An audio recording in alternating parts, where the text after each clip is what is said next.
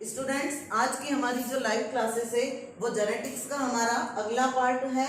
वो है मेंडलवाद से विचलन, जिसे हम नॉन मेंडेलियन वंशागतिकी भी कहते हैं। मेंडल जो थे, ग्रेगर जॉन मेंडल, उन्होंने मेंडल के जो तीनों नियम दिए थे, उन्होंने कहा था कि जो वंशागतिकी होती है वो मेंडल के जो नियम है उनके अकॉर्डिंग ही होती है। लेकिन कभी कभी क्या होता है कि स्थिति ऐसी होती है कि मेंडलवाद के जो तीनों नियम है उनसे हटकर भी वंशागतिकी हो जाती है, उन नियम जो है वहां पर लागू नहीं होता है, तो उसी को कहते हैं नॉन मेंडेलियन वंशागतिकी। अब ये नॉन मेंडेलियन वंशागतिकी के अंतर्गत क्या क्या चीजें आती है, मेंडलवाद में से जो है ऐसे क्या विचलन होते हैं, उन तीनों नियम के अतिरिक्त ऐसे क्या विचलन हो जाते हैं कि नई परिस्थितियां उत्पन्न होती है। तो देखिए आप, विचलन में कौन कौन सा होता है।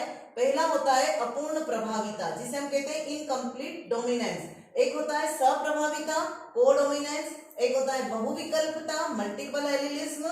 और नेक्स्ट बहुप्रभाविता, जिसे हम कहते हैं प्लियोट्रॉपी। और अब इनमें आप देखिएगा, अपूर्ण प्रभाविता के इतने सारे उदाहरण हैं जिसमें आपको अपूर्ण प्रभाविता देखने को मिलती है। देखिए आप, मिराबिलिस जलापा, जिसको गुलाबबाज भी कहते हैं, 4 o'clock भी कहा जाता है, साधारण नाम इसका कृष्णकली भी है, ड्रैगन फ्लावर भी होता है, और इसको एंटीराइनम मेजस। ये इतने सारे जो फ्लावर हैं, जैसे मिराबिलिस जलापा, गुलाबबाज, 4 o'clock, ये तो एक ही है, लेकिन ड्रैगन फ्लावर या कृष्णकली इसको कहा जाता है, एंटीराइनम मेजस। ये सब एग्जाम्पल से, ये इसलिए बता रही हूँ कि एग्जाम में, ऑब्जेक्टिव में, कॉम्पिटिटिव एग्जाम में पूछा जाता है कि अपूर्ण प्रभाविता का उदाहरण है या इसमें अपूर्ण प्रभाविता पाई जाती है, तो आपको मालूम होना चाहिए इनमें सब में अपूर्ण प्रभाविता होती है। अब अपूर्ण प्रभाविता क्या होती है, इसको मैं पहले आपको एक सामान्य एग्जाम्पल से बताती हूँ। आपने मेंडल का प्रभाविता का नियम पढ़ा, मैंने आपको बताया था प्रभाविता का नियम, है ना, कि जब दो विपरीत जोड़ी लक्षणों में संकरण करवाया जाता है तो पहली पीढ़ी में हमेशा प्रभावी गुण उभर के सामने आते हैं। जैसे एक गोरे व्यक्ति और एक जो है, दो जो है एक पेयर है, उसमें नर और मादा जो है, या मेल और फीमेल है, या हम कह लें मदर और फादर है, तो मदर जो है वो गोरी है और फादर जो है उनका रंग कैसा है, काला है, ब्लैक है। अब उन दोनों के बीच यदि विवाह करवाया जाता है तो होने वाली संतान जो होती है वो कैसी होती है, गोरी होती है। तो वो जब गोरी होती है तो हम कहते हैं कि प्रभावी गुण आया है उभर के। कौन सा गुण आया है, प्रभावी, क्योंकि प्रभाविता का नियम यही कहता है। लेकिन जो अपूर्ण प्रभाविता का नियम है, उस अपूर्ण प्रभाविता के नियम में प्रभावी गुण पूरी तरह से अप्रभावी गुण को दबा नहीं पाता है और काला रंग भी वहां पे आ जाता है। तो जो नई संतान होती है वो न तो गोरी होती है न काली होती है, उसका रंग गेहुआ होता है। गेहुआ का मतलब है अपूर्ण प्रभाविता, मतलब जो प्रभावी गुण था गोरा, उसने काले रंग को पूरी तरह से दबाया नहीं और खुद भी नहीं आ पाया, गोरा रंग भी नहीं आ पाया, न काले रंग को आने दिया, लेकिन काले रंग को थोड़ा सा उसमें उन्होंने मिश्रण हो गया किसी कारण से। क्यों? क्योंकि उसने अपना प्रभाव वहां पे दिखा दिया और दोनों का सम्मिश्रण होकर और वहां पे जो है एक नए रंग का गेहुआ रंग उत्पन्न हुआ। ऐसा ही पुष्पों में होता है। अपूर्ण प्रभाविता के पुष्पों में क्या होता है, लाल रंग का पुष्प और सफेद रंग का पुष्प, दोनों के बीच यदि संकरण करवाया जाता है तो हमें न तो लाल पुष्प मिलता है न सफेद पुष्प मिलता है, हमें एक नई किस्म का, नई प्रजाति का पुष्प मिलता है, उसे हम कहते हैं गुलाबी पुष्प।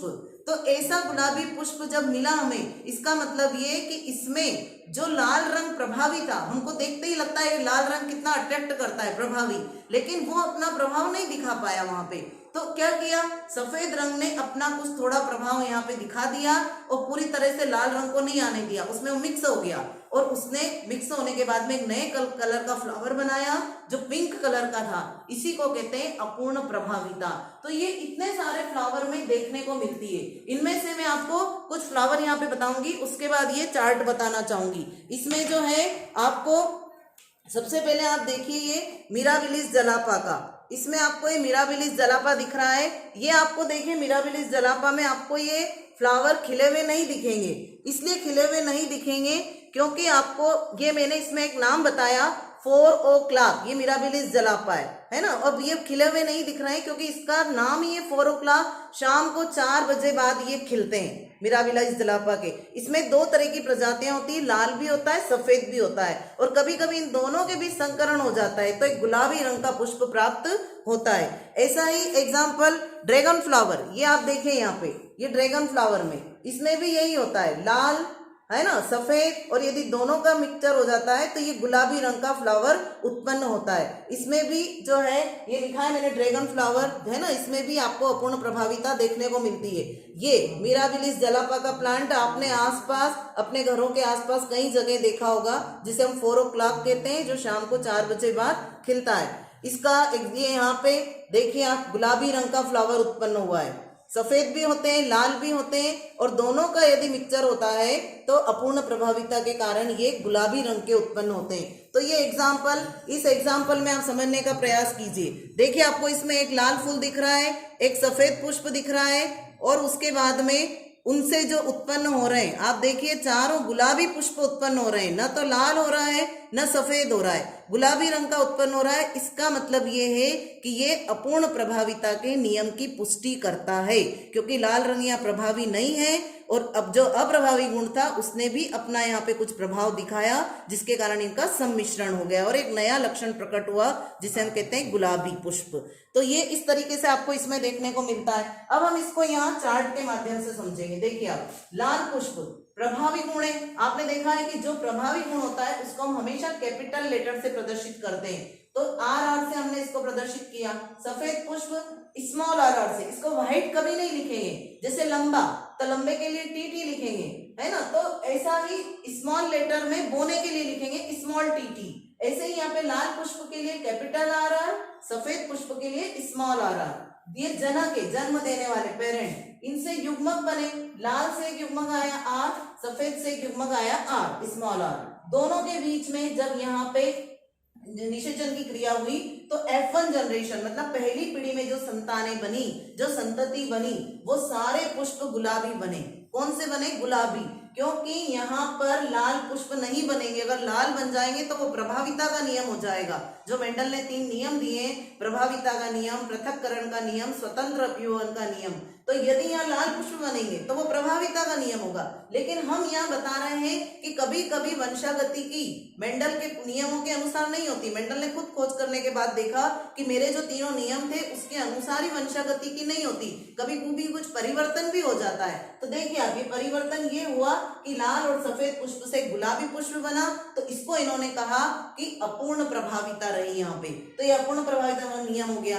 लेकिन यहाँ पे गुलाबी पुष्प में देखिए आप, सफेद के भी जीन्स हैं छुपे हुए, कभी ना कभी तो प्रकट होंगे।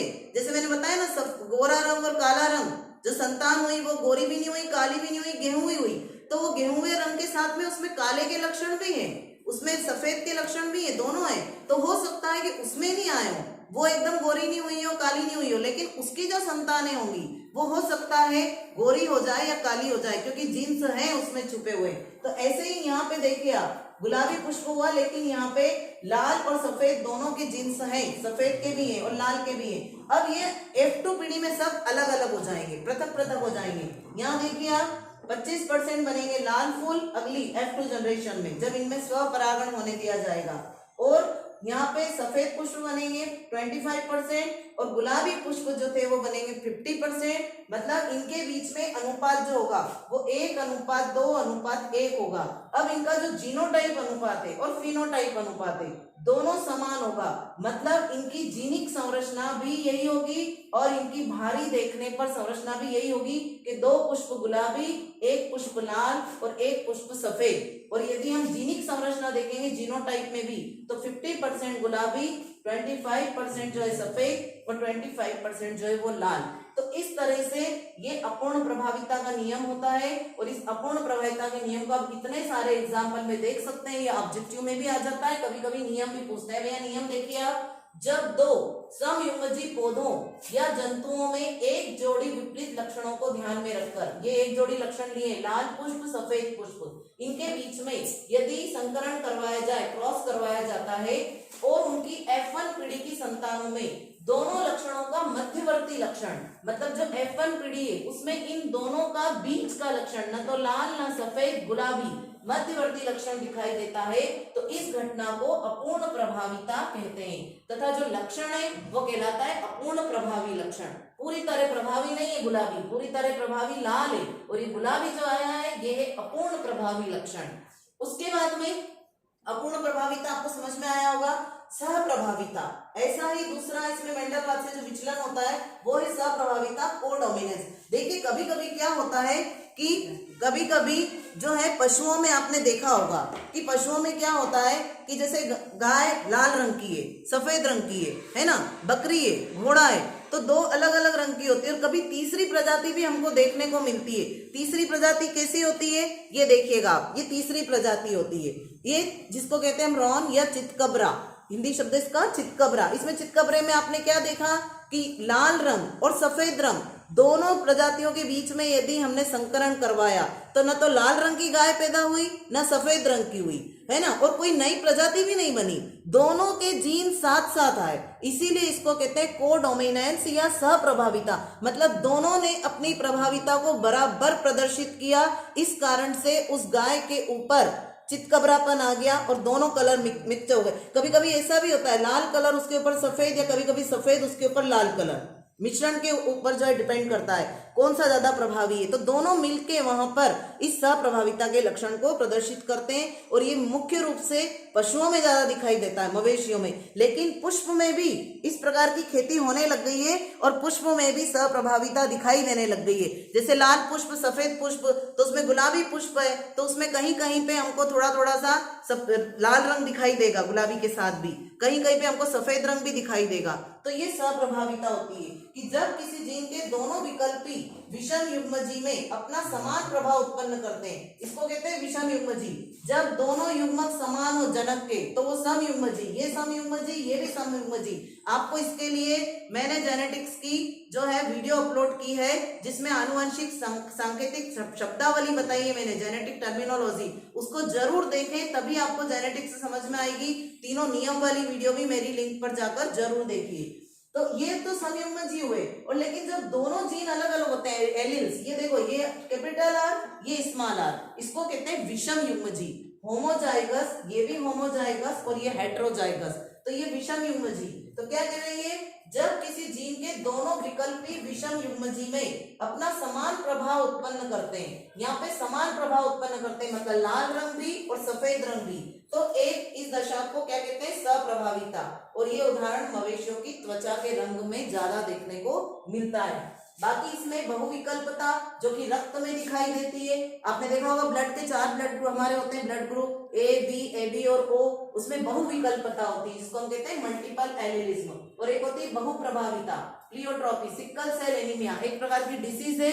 ये मेरी नेक्स्ट वीडियो में आपको मैं बताऊंगी। यदि आपको ये मेरी वीडियो पसंद आती है तो आप इसको लाइक कीजिए, शेयर कीजिए, कमेंट कीजिए और प्लीज मेरे चैनल को सब्सक्राइब कीजिए।